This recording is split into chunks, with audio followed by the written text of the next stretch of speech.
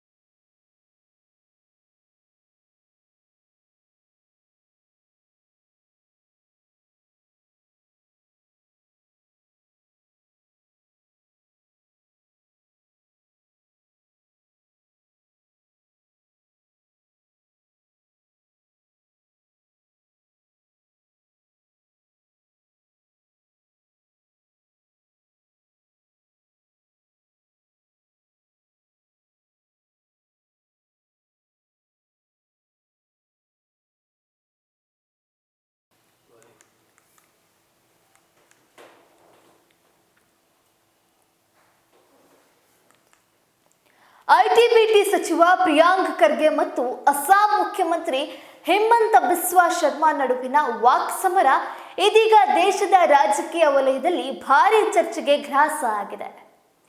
ಇತ್ತೀಚೆಗೆ ಪ್ರಿಯಾಂಕ್ ಖರ್ಗೆ ಅವರು ಸೆಮಿಕಂಡಕ್ಟರ್ ಉದ್ಯಮ ಸ್ಥಾಪನೆ ಕುರಿತಾಗಿ ನೀಡಿದ ಹೇಳಿಕೆಯು ವಿವಾದಕ್ಕೆ ಕಾರಣವಾಗಿದ್ದು, ಅಸ್ಸಾಂ ಮುಖ್ಯಮಂತ್ರಿ ಹೇಮಂತ ಬಿಸ್ವಾ ಶರ್ಮಾ ಅವರು ಅವರನ್ನ ಫಸ್ಟ್ ಕ್ಲಾಸ್ ಇಡಿಯಟ್ ಅಂತ ಕರೆದಿದ್ದಾರೆ. ಎಸ್, ಈ ಹೇಳಿಕೆಗೆ ಪ್ರಿಯಾಂಕ್ ಖರ್ಗೆ ಸಹ ತಿರುಗೇಟು ನೀಡುತ್ತಾ ನನ್ನ ಹೇಳಿಕೆಯನ್ನ ತಿರುಚಲಾಗಿದೆ, ನಾನು ಅಸ್ಸಾಂ ಯುವಕರನ್ನ ಅವಮಾನಿಸಿಲ್ಲ ಅಂತ ಸ್ಪಷ್ಟಪಡಿಸಿದ್ದಾರೆ. ಈ ವಿವಾದ ಮೂಲ ಏನಂತಂದ್ರೆ, ಸೆಮಿಕಂಡಕ್ಟರ್ ಫ್ಯಾಕ್ಟರಿ ಸ್ಥಾಪನೆಗೆ ಸಂಬಂಧಿಸಿದ ಕೇಂದ್ರ ಸರ್ಕಾರದ ನಿರ್ಧಾರ. ಪ್ರಿಯಾಂಕ್ ಖರ್ಗೆ ಹೇಳುವಂತೆ ಸೆಮಿಕಂಡಕ್ಟರ್ ಉದ್ಯಮಗಳು ಸಹಜವಾಗಿಯೇ ತಂತ್ರಜ್ಞಾನ ಮೂಲಸೌಕರ್ಯ ಹೊಂದಿರುವ ಬೆಂಗಳೂರು ಕಡೆಗೆ ಆಕರ್ಷಿತವಾಗಿರುತ್ತದೆ. ಆದರೆ ಕೇಂದ್ರ ಸರ್ಕಾರ ಕರ್ನಾಟಕದಲ್ಲಿ ಸ್ಥಾಪನೆಯಾಗಬೇಕಿದ್ದ ಹೂಡಿಕೆಗಳನ್ನು ಬಿಜೆಪಿ ಆಡಳಿತದ ರಾಜ್ಯಗಳಾದ ಗುಜರಾತ್ ಮತ್ತು ಅಸ್ಸಾಂ ಕಡೆ ತಿರುಗಿಸಿದೆ. ಈ ಬಗ್ಗೆ ಮಾಹಿತಿ ತಿಳಿಸಿದ್ರು. ಇನ್ನ ಈ ಹೇಳಿಕೆಯಲ್ಲಿ ಅವರು ಅಸ್ಸಾಂನಲ್ಲಿ ಆ ಕೈಗಾರಿಕೆಗೆ ಬೇಕಾದ ನೈಪುಣ್ಯ ಮತ್ತು ಮೂಲಸೌಕರ್ಯ ಇದೆಯಾ ಈ ಬಗ್ಗೆ ಪ್ರಶ್ನೆ ಎತ್ತಿದ್ದಾರೆ. ಇದಕ್ಕೆ ಪ್ರತಿಕ್ರಿಯೆ ಕೊಟ್ಟಿರುವಂತಹ ಅಸ್ಸಾಂ ಮುಖ್ಯಮಂತ್ರಿ ಹೇಮಂತ ಬಿಸ್ವಾ ಶರ್ಮಾ, ಪ್ರಿಯಾಂಕ್ ಖರ್ಗೆ ಒಬ್ಬ ಫಸ್ಟ್ ಕ್ಲಾಸ್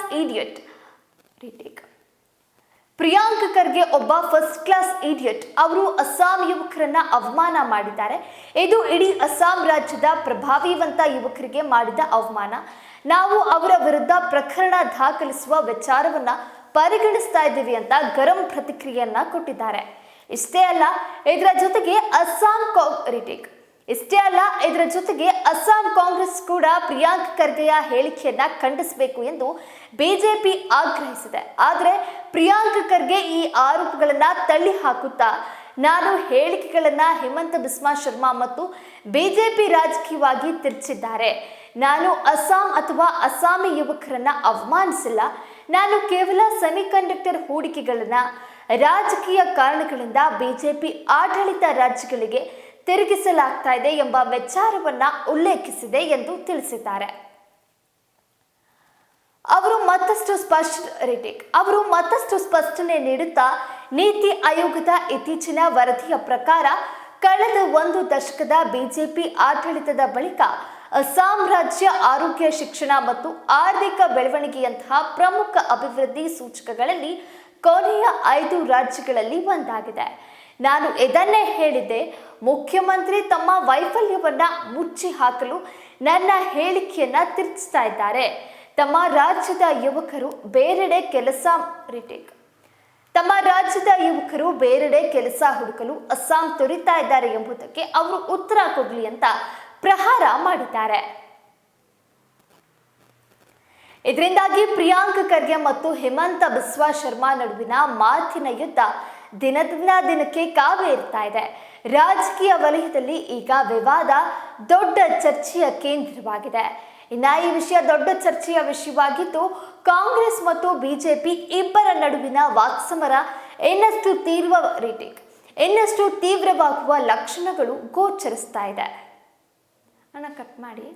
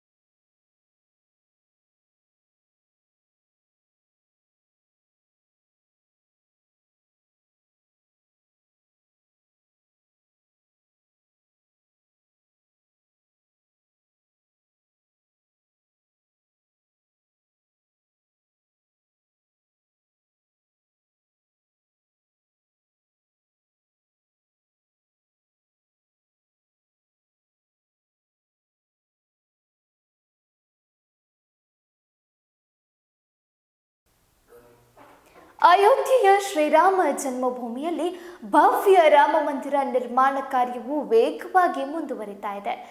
ಆಗಸ್ಟ್ 5, 2020ರಂದು ಆರಂಭವಾದ ಈ ನಿರ್ಮಾಣ ಈಗ ಅಂತಿಮ ಹಂತ ತಲುಪಿದೆ. ದೇವಾಲಯದ ಎಲ್ಲ ವಿಗ್ರಹಗಳ ಪ್ರತಿಷ್ಠಾಪನೆ ಈಗಾಗಲೇ ಪೂರ್ಣಗೊಂಡಿದ್ದು, ಶ್ರೀರಾಮ ಜನ್ಮಭೂಮಿ ತೀರ್ಥಕ್ಷೇತ್ರ ಟ್ರಸ್ಟ್ ಇದರ ಬಗ್ಗೆ ಅಧಿಕೃತ ಮಾಹಿತಿ ನೀಡಿದೆ. ಮುಖ್ಯ ದೇವಾಲಯದ ಜೊತೆಗೆ ಕೋಟೆಯ ಗೋಡೆಯೊಳಗೆ ನಿರ್ಮಿಸಲಾದ 6 ದೇವಾಲಯಗಳಾದ ಶಿವ, ಗಣೇಶ, ಹನುಮಾನ್, ಸೂರ್ಯ, ತಾಯಿ ಭಗವತಿ, ತಾಯಿ ಅನ್ನಪೂರ್ಣ ಹಾಗೂ ಶೇಷಾವತಾರ ದೇವಾಲಯಗಳ ನಿರ್ಮಾಣ ಕಾರ್ಯವು ಮುಗಿದಿದೆ. ಈ ದೇವಾಲಯಗಳ ಮೇಲಿನ ಧ್ವಜಸ್ತಂಭಗಳು ಮತ್ತು ಕಳಶಗಳನ್ನು ಅಳವಡಿಸಲಾಗಿದೆ ಎಂದು ಟ್ರಸ್ಟ್ ಪ್ರಧಾನ ಕಾರ್ಯದರ್ಶಿ ಚಂಪತ್ ರಾಯ್ ತಿಳಿಸಿದ್ದಾರೆ.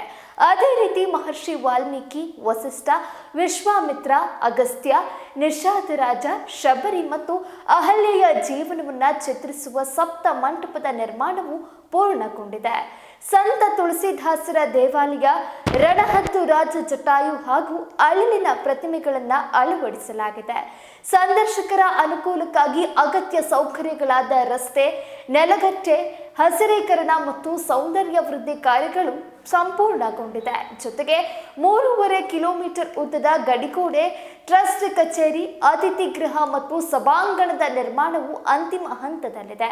ಶ್ರೀರಾಮ ಮಂದಿರ ಪ್ರಾಂಗಣದ 10 ಎಕರೆ ಪಂಚವಟಿ ಪ್ರದೇಶ ನಿರ್ಮಾಣ ಕಾರ್ಯವು ವೇಗವಾಗಿ ಸಾಗ್ತಾ ಇದ್ದು, ಶೀಘ್ರದಲ್ಲೇ ಭಗವಾನ್ ಶ್ರೀರಾಮನ ಭವ್ಯ ಮಂದಿರ ಅಯೋಧ್ಯೆಯ ಧಾರ್ಮಿಕ ವೈಭವಕ್ಕೆ ಹೊಸ ಹಸಿರು ತುಂಬಲಿದೆ.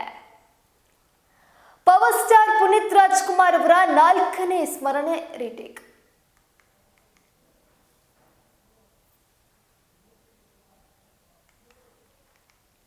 ಪವರ್ ಸ್ಟಾರ್ ಪುನೀತ್ ರಾಜ್ಕುಮಾರ್ ಅವರ 4ನೇ ಸ್ಮರಣಾರ್ಥದಂದು retake.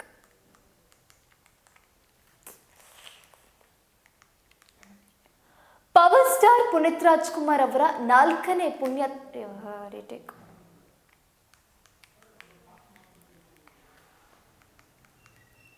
Power star Puneeth Rajkumar ಅವರ 4ನೇ ಪುಣ್ಯತಿಥಿಯಂದು ಅಭಿಮಾನಿಗಳು ತಮ್ಮ ನೆಚ್ಚಿನ ನಟನ ನೆನಪಿನಲ್ಲಿ ಕಣ್ಣೀರಿಡ್ತಾ ಇದ್ದಾರೆ. ಅಕ್ಟೋಬರ್ 29ರಂದು ಅವರ ಅಗಲಿಕೆಯಿಂದ ಕಳೆದು ಎಂದಿಗೆ 4 ವರ್ಷಗಳು ಕಳೆದರೂ ಅವರ ಸ್ಮರಣೆಗಳು ಅಭಿಮಾನಿಗಳ ಹೃದಯದಲ್ಲಿ ಎಂದಿಗೂ ಜೀವಂತವಾಗಿದೆ. ಪುನೀತ್ ಅವರ ಜೀವನದಲ್ಲಿ ಪ್ರೀತಿ ತುಂಬಿದ ಒಂದು ಸುಂದರ ಅಧ್ಯಾಯ ಅಶ್ವಿನಿ ಅವರೊಂದಿಗೆ ಪ್ರಾರಂಭವಾಯಿತು. ಚಿಕ್ಕಮಗಳೂರಿನ ಅಶ್ವಿನಿ ಮತ್ತು ಮೇರು ನಟ ಡಾಕ್ಟರ್ ರಾಜ್ಕುಮಾರ್ ಅವರ ಪುತ್ರ ಪುನೀತ್ ಪ್ರೀತಿಸಿ ಮದುವೆಯಾಗಿರುವಂಥದ್ದು. ಇನ್ನು ಪ್ರೀತಿ ವಿಚಾರ ಹೇಳಿಕೊಳ್ಳುವ ಕ್ಷಣದಲ್ಲಿ ಪುನೀತ್ ಭಯಭೀತರಾಗಿದ್ರು. ಯಾಕಂದ್ರೆ ತಂದೆ ರಾಜ್ಕುಮಾರ್ ಅವರ ಪ್ರತಿಕ್ರಿಯೆ ಹೇಗಿರಬಹುದು ಎನ್ನುವುದು ಅವರಿಗೆ ಗೊತ್ತಿರಲಿಲ್ಲ. ಒಂದು ಸಂದರ್ಶನದಲ್ಲಿ ಪುನೀತ್ ತಮ್ಮ ಅನುಭವ ಹಂಚಿಕೊಂಡಿದ್ದಾರೆ. ಇನ್ನು ಆ ಅನುಭವದಲ್ಲಿ ತಿಳಿಸಿರುವಂಥದ್ದು, ಆಗ ನನಗೆ 24 ವರ್ಷ, ತಂದೆಗೆ 72 ಆಗಿತ್ತು. ತಾಯಿಗೆ ಮೊದಲು ನನ್ನ ಪ್ರೀತಿ ವಿಚಾರ ತಿಳಿಸಿದ್ದೆ. ಅವರು ಖುಷಿ ಪಟ್ಟರು ಮತ್ತು ತಂದೆಗೆ ಹೇಳುವಂತೆ ತಿಳಿಸಿದ್ರು. ಧೈರ್ಯ ಮಾಡಿ ತಂದೆ ಬಳಿ ಹೇಳಿದಾಗ ಅವರು ನಕ್ಕು ಮದುವೆ ಮಾಡ್ತೀನಿ ಅಂತ ತಿಳಿಸಿದ್ರು. ಆ ಕ್ಷಣದಲ್ಲಿ ಪುನೀತ್ ಮುಖದಲ್ಲಿ ನಗು ಮೂಡಿತ್ತು. ಅವರು ತಮ್ಮ ತಂದೆ ತಾಯಿಯ ಪ್ರೀತಿಯಂತೆಯೇ ಸರಳವಾದ ಮತ್ತು ಆಳವಾದ ಸಂಬಂಧವನ್ನ ಅಶ್ವಿನಿಯೊಂದಿಗೆ ಬೆಳೆಸಿಕೊಂಡಿದ್ರು. ರಾಜ್ಕುಮಾರ್ ಕುಟುಂಬದಲ್ಲಿಯೇ ಪ್ರೀತಿ, ಗೌರವ ಮತ್ತು ಸ್ನೇಹದ ನಂಟು ಎಷ್ಟು ಗಾಢವಿತ್ತೆಂಬುದಕ್ಕೆ ಈ ಘಟನೆಯೇ ಸಾಕ್ಷಿ. ಡಾಕ್ಟರ್ ರಾಜ್ಕುಮಾರ್ ಅವರ ಆಶೀರ್ವಾದದೊಂದಿಗೆ ನಡೆದ ಪುನೀತ್ ಮತ್ತು ಅಶ್ವಿನಿಯ ಮದುವೆ ಅದ್ಧೂರಿಯಾಗಿ ನೆರವೇರಿತು. ಎಂದು ಪುನೀತ್ ನಮ್ಮ ಜೊತೆ ಇಲ್ಲದಿದ್ರು ಅವರ ನಗು, ಸೌಮ್ಯತೆ ಮತ್ತು ಪ್ರೀತಿಯ ಕತೆ ಕನ್ನಡಿಗರ ಮನಸ್ಸಿನಲ್ಲಿ ಶಾಶ್ವತವಾಗಿ ಅಚ್ಚಳಿಯದೆ ಉಳಿದಿದೆ. ಥರ್ಡ್ ಒನ್, ಬಿಗ್ ಬಾಸ್ ಮನೆಯಲ್ಲಿನ ಗಿಲ್ಲಿ ನಟ ಇದೀಗ ಮನರಂಜನೆಯ ಹೊಸ ಅರ್ಥ ನೀಡ್ತಾ ಇದ್ದಾರೆ. ಈ ಸೀಸನ್ನಲ್ಲಿ ಅವರ ತಮಾಷೆ, ಪ್ರಾಸ ಮತ್ತು ನಗು ಮಿಶ್ರಿತ ನಟನೆ ಪ್ರೇಕ್ಷಕರ ಮನ ಗೆದ್ದಿದೆ. ಹೌದು, ಬಿಗ್ ಬಾಸ್ ಮನೆ ಈಗ ಕಾಲೇಜ್ ರೂಪ ಪಡೆದಿದ್ದು, ಗಿಲ್ಲಿಯಲ್ಲಿ ತುಂಟ ವಿದ್ಯಾರ್ಥಿಯ ಪಾತ್ರದಲ್ಲಿ ಸಂಪೂರ್ಣ ಶೋವನ್ನ ಕವರಿಸಿಕೊಂಡಿದ್ದಾರೆ. ಪ್ರಿನ್ಸಿಪಲ್ ಆಗಿ ರಘು ಕಾಣಿಸಿಕೊಳ್ತಿದ್ದು ಗಿಲ್ಲಿಯ ಕಿರಿಕಿರಿಯಿಂದ ಅವರು ತಲೆ ಕೆಡಿಸಿಕೊಳ್ಳುವಂತಾಗಿದೆ. ಇನ್ನು ಈ ಕಾಲೇಜ್ ಸನ್ನಿವೇಶದಲ್ಲಿ ಗಿಲ್ಲಿಯ ಕಾಮಿಡಿ, ಅವರ ನಗು ತರಿಸುವ ಸಂಭಾಷಣೆಗಳು ಹಾಗೂ ಪ್ರಾಸದ ಹಾಡು ಎಲ್ಲರನ್ನ ಹೊಟ್ಟೆ ಹುಣ್ಣಾಗಿಸಿ ನಗಿಸ್ತಾ ಇದೆ. ಈ ವಿಡಿಯೋ ಸಾಮಾಜಿಕ ಮಾಧ್ಯಮಗಳಲ್ಲಿ ಸಖತ್ ವೈರಲ್ ಆಗ್ತಾ ಇದ್ದು ಪ್ರೇಕ್ಷಕರಿಂದ ಅಪಾರ ಮೆಚ್ಚುಗೆಗೆ ವ್ಯಕ್ತ ಆಗ್ತಾ ಇದೆ. ಗಿಲ್ಲಿಯ ಈ ಹಾಸ್ಯಮಯ ಪ್ರದರ್ಶನವು ಬಿಗ್ ಬಾಸ್ ಮನೆಯಲ್ಲಿ ಕ್ಷಣ ಕ್ಷಣವೂ ಹಾಸ್ಯದಿಂದ ತುಂಬಿಸುವಂತಾಗ್ತಿದೆ. ಸ್ಪರ್ಧೆಯ ಒತ್ತಡ, ಟಾಸ್ಕ್ನ ಗಂಭೀರತೆ ನಡುವೆ ಗಿಲ್ಲಿಯ ಹಾಸ್ಯವು ಎಲ್ಲರಿಗೂ ರಿಫ್ರೆಶ್ಮೆಂಟ್ ಕ್ಷಣ ಆಗ್ತಾ ಇದೆ. ಇನ್ನು ಪ್ರಿನ್ಸಿಪಲ್ ರಘು ಅವರ ಪ್ರತಿಕ್ರಿಯೆ, ಗಿಲ್ಲಿಯ ತುಂಟಾಟ ಮತ್ತು ಸಹ ಸ್ಪರ್ಧಿಗಳ ನಗು ಈ ಎಲ್ಲವುಗಳು ಪ್ರೇಕ್ಷಕರಲ್ಲಿ ಹೊಸ ಉತ್ಸಾಹವನ್ನ ಮೂಡಿಸ್ತಾ ಇದೆ. ಬಿಗ್ ಬಾಸ್ ಮನೆಯಲ್ಲಿ ಗಿಲ್ಲಿಯ ಈ ಎಪಿಸೋಡ್ ಪ್ರಸ್ತುತ ಟ್ರೆಂಡಿಂಗ್ ಆಗಿದ್ದು, Gilli entertainer of the house ಎಂದು ನೆಟ್ಟಿಗರು ಕಾಮೆಂಟ್ ಮಾಡ್ತಾ ಇದ್ದಾರೆ.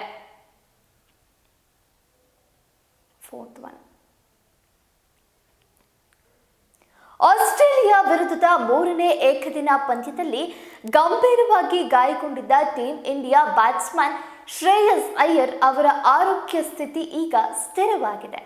ಹೌದು, ಸಿಡ್ನಿಯ ಆಸ್ಪತ್ರೆಯ ಐಸಿಯುನಲ್ಲಿ ಚಿಕಿತ್ಸೆ ಪಡಿತಾ ಇದ್ದಾರೆ ಶ್ರೇಯಸ್ ಅಯ್ಯರ್. ಅವರನ್ನ ಈಗ ಜನರಲ್ ವಾರ್ಡ್ಗೆ ಸ್ಥಳಾಂತರಿಸಲಾಗಿದೆ. ಎಡಪಕ್ಕೆಲುಬಿನ ಕೆಳಭಾಗದಲ್ಲಿ ಆಂತರಿಕ ರಕ್ತಸ್ರಾವದಿಂದ ಬಳಲ್ತಾ ಇದ್ದ ಅಯ್ಯರ್ ನಿಧಾನವಾಗಿ ಚೇತರಿಸಿಕೊಳ್ತಾ ಇದ್ದಾರೆ ಎಂದು ಬಿಸಿಸಿಐ ವೈದ್ಯಕೀಯ ತಂಡ ತಿಳಿಸಿದೆ. ಕ್ಯಾಚ್ ಹಿಡಿಯುವ ಯತ್ನದ ವೇಳೆ ಪಕ್ಕದ ಭಾಗಕ್ಕೆ ಬಿದ್ದ ಪರಿಣಾಮ ಅಯ್ಯರ್ ಮೈದಾನ ತೊರೆಯಬೇಕಾಗಿತ್ತು. ತೀವ್ರವಾದ ನೋವಿನ ಕಾರಣ ಅವರನ್ನ ತಕ್ಷಣ ಆಸ್ಪತ್ರೆಗೆ ದಾಖಲು ಮಾಡಲಾಗಿತ್ತು. ನಂತರ ಸ್ಕ್ಯಾನಿಂಗ್ನಲ್ಲಿ ಆಂತರಿಕ ರಕ್ತಸ್ರಾವ ಪತ್ತೆಯಾಗಿದ್ದು ವೈದ್ಯರು ತಕ್ಷಣ ಚಿಕಿತ್ಸೆ ಆರಂಭಿಸಿದ್ದಾರೆ. ಗಾಯದ ತೀವ್ರತೆ ಕಾರಣದಿಂದ ಕೆಲ ದಿನಗಳು ಐಸಿಯುನಲ್ಲೇ ಇರಬೇಕಾದ ಅಯ್ಯರ್ ಈಗ ಹಂತ ಹಂತವಾಗಿ ಚೇತರಿಸಿಕೊಳ್ತಾ ಇದ್ದಾರೆ.